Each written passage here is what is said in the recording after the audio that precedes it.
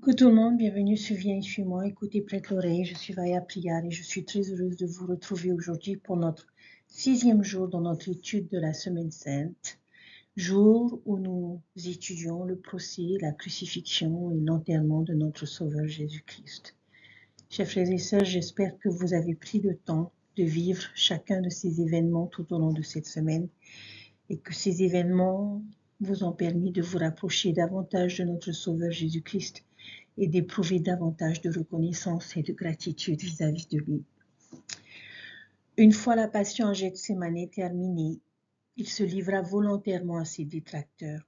Trahi par l'un des siens, il fut prestement condamné d'une manière à la fois injuste et illégale lors d'un procès arrangé et incomplet. Cette même nuit, il fut accusé de blasphème et il fut condamné à mort. Sa condamnation parmi les Romains fut encore plus cruelle. Leur moquerie et leur mépris pour son royaume spirituel, le couronnement humiliant avec une couronne d'épines, sa flagellation douloureuse et l'agonie prolongée de sa crucifixion publique furent des avertissements clairs pour quiconque oserait se déclarer être son disciple. Après une série de procès à sens unique, Jésus-Christ a été condamné à mort par crucifixion. Les soldats romains se sont moqués de lui, l'ont flagellé, l'ont cloué à la croix. Mais au lieu de les condamner, Jésus-Christ a supplié son Père en ces termes. « Père, pardonne-leur, car ils ne savent pas ce qu'ils font. » Même dans son moment le plus sombre, Jésus a parlé d'amour et de rédemption. Dans son dernier souffle, Jésus s'est adressé à son Père et il a dit « Tout est accompli ». Un centenier romain et ceux qui étaient avec lui ont rendu un témoignage inattendu. Assurément, cet homme était fils de Dieu. La prise de conscience est tout aussi édifiante aujourd'hui qu'elle l'était à ce moment-là. Cette journée est une journée spéciale parce que la fin approche pour notre Sauveur.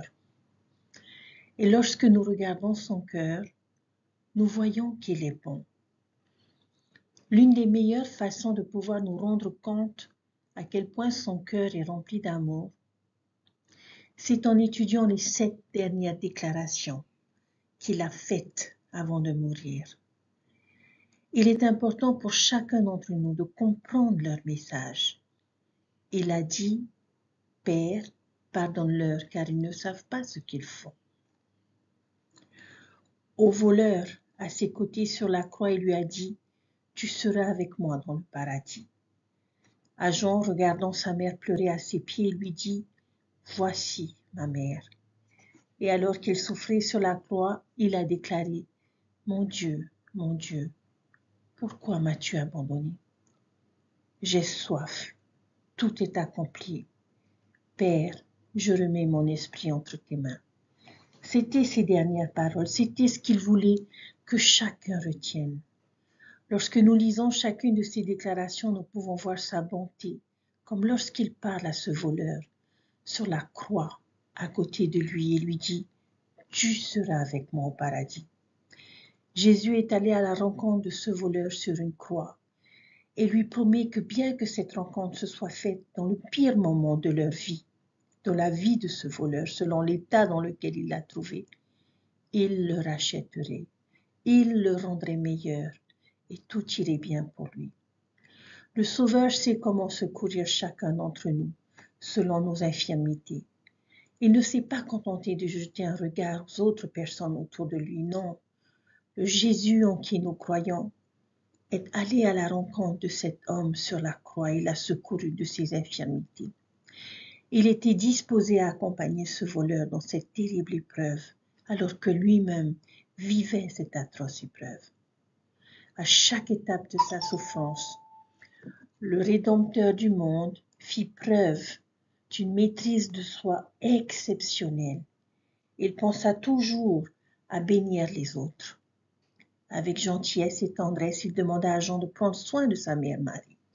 Il demanda à son Père céleste de pardonner au bourreau qui l'avait crucifié.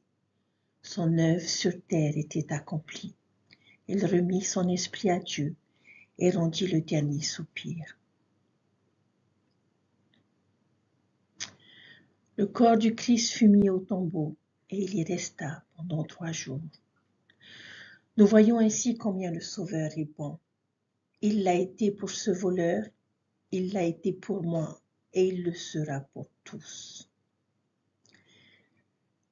La question que nous pouvons nous poser aujourd'hui, après avoir étudié chacune de ces déclarations, chers frères et sœurs, est celle-ci.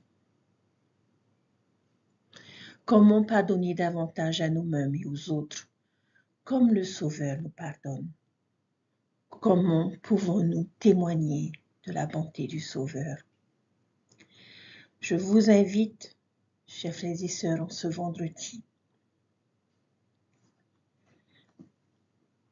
à méditer sur ces derniers instants de la vie du Sauveur,